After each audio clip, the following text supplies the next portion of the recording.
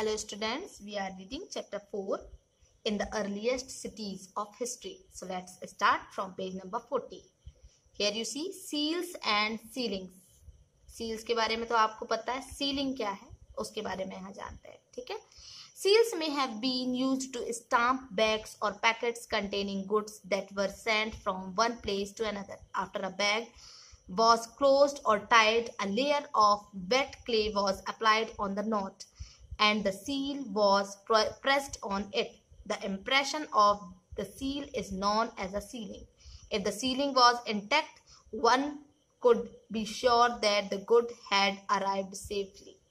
तो यहाँ बताया जा रहा है, सील के बारे में तो आपको पता है, स्टाम्प. ठीक है. तो जब किसी बैग को या किसी पैकेट को, ठीक है, उसके अंदर कुछ सामान को कंटेन करके जब उसको पैक किया जाता है, पैक करने के बाद उसे एक जगह से दूसरी जगह भेजने के लिए तैयार किया जाता है ना. तो पैक करने के बाद उसके ऊपर क्या किया जाता है, एक वेट क्ले मीन्स जो गीली मिट्टी होती है उस पर लगा दी जाती है और उसके बाद उसमें एक नॉट लगा दिया जाता है. ठीक है, बांध दिया जाता है और फिर सील को उस गीली मिट्टी के ऊपर लगा दिया जाता है. ठीक है. सील लगाना मीन्स सील लगाना जानते होंगे, जैसे स्कूल में भी आप देखते हैं या कहीं भी देखते हैं, सील लगा दी जाती है, वो ब्लू कलर की होती है. तो जो पहले सील हमने यहाँ देखी है ना, कुछ सील्स देखी, जैसे ये देख सकते हैं आप, तो ये सील वहां पर प्रेस कर दी जाती है उस मिट्टी में. तो मिट्टी में ये जो इसमें पिक्चर बनी हुई है वो वहां पर दिखने लगती है. ठीक है. तो वो जो इम्प्रेशन होता है सील का, है ना, वो कहलाता है सीलिंग. ओके. और जब सीलिंग को क्या कर दिया जाता है, खोल दिया जाता है या तोड़ दिया जाता है, इसका मतलब ये है कि जो गुड्स है या सामान है वो आसानी से दूसरी जगह पहुंच चुका है, मतलब सेफली तरीके से पहुंच गया है जब वो सील तोड़ दी जाती है. ठीक है.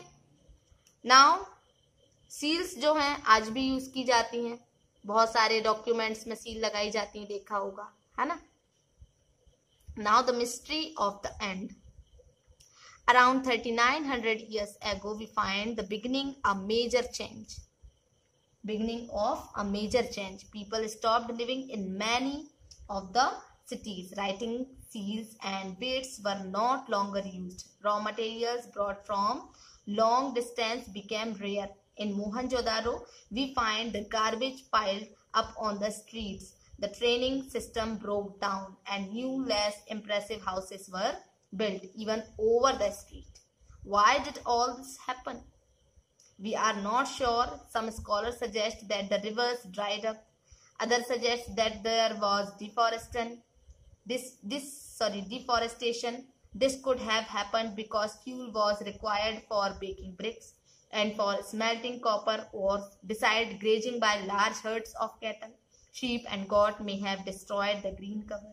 In some areas there were floods, but none of these reasons can explain the end of all the cities. Flooding or a river drying up would have had an effect in only some areas. तो यहाँ बताया जा रहा है, इन जो Harappan cities थी, मोहनजोदारो जो cities थी, उनका अंत कैसे हुआ किसी को नहीं पता. एक मिस्ट्री बनकर रह गई, है ना. कि लगभग 3900 ईयर्स एगो की बात है कि बहुत मेजर, बहुत बड़ा चेंज आया. लोगों ने बहुत सारी सिटीज में रहना छोड़ दिया. ठीक है. राइटिंग, सील्स और वेट्स जो थे वो ज्यादा लंबे समय तक यूज नहीं होने लगे, है ना. रॉ मटेरियल्स जो कि दूर दूर से लाया जाता था वो भी बहुत कम हो गए. मोहनजोदारो में जो गार्बेज पाइल्स थे, है ना, कचरा फेंकने वाला स्थान जो था स्ट्रीट में, ठीक है, ड्रेनेज सिस्टम जो था, नाली वाला जो सिस्टम, नालियां जो बनी हुई थी वो सारी टूट गई, है ना.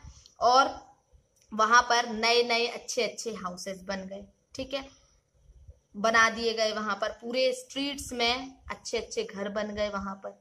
अब ये सब क्यों हुआ किसी को नहीं पता, कोई श्योर भी नहीं है कि ऐसा क्यों हुआ. कुछ स्कॉलर सजेस्ट करते हैं कि नदियां सूख गई इसलिए वहां से लोग चले गए.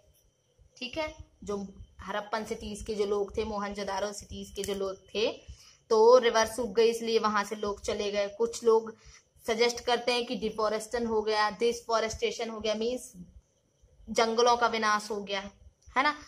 और वो इसलिए हुआ क्योंकि फ्यूल्स जो थे, सॉरी ब्रिक्स बनाने के लिए, ईंट बनाने के लिए, है ना, और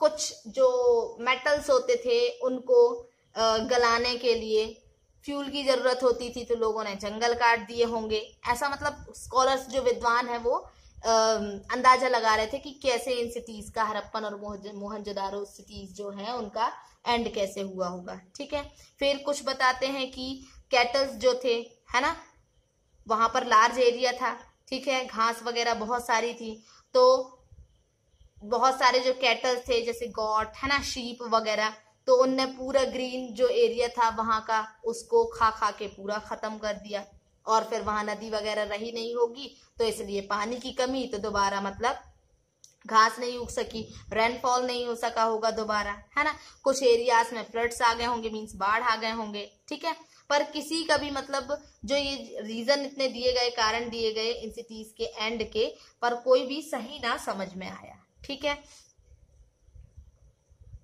लोगों का कहना है कि अगर ऐसा हुआ भी होगा, बाढ़ आई भी होगी तो कुछ एरिया खत्म हुआ होगा, बाकी एरिया कहाँ गया।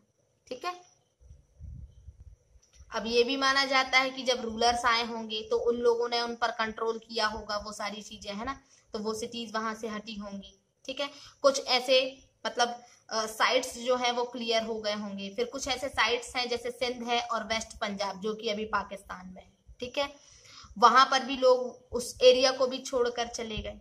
ठीक है, और बहुत सारे लोगों ने वहां के एरिया में फिर न्यू सेटलमेंट कर दिया, छोटे छोटे, है ना, छोटे छोटे ऐसे गांव बनाकर वहां पर लोग बस गए। ठीक, जो न्यू सिटीज अभी जो बनी वो लगभग 1400 साल से पहले से है ना, 1400 साल पहले, मतलब 3900 ईयर्स एगो हड़प्पन और मोहनजोदारो जो सिटीज थी उनका एंड हुआ। ठीक है, और जो नए गांव और नए सारी चीजें बसी, तो वो यहां पर बताया जा रहा है कि लगभग 1400 ईयर्स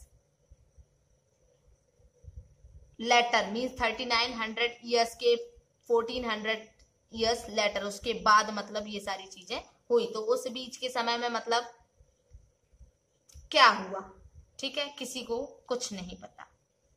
तो यहाँ चैप्टर 9 में भी ऐसा है, कुछ बताया जा रहा है, तो अब जब चैप्टर 9 में पहुंचेंगे तब देखेंगे। Okay, now this is your homework.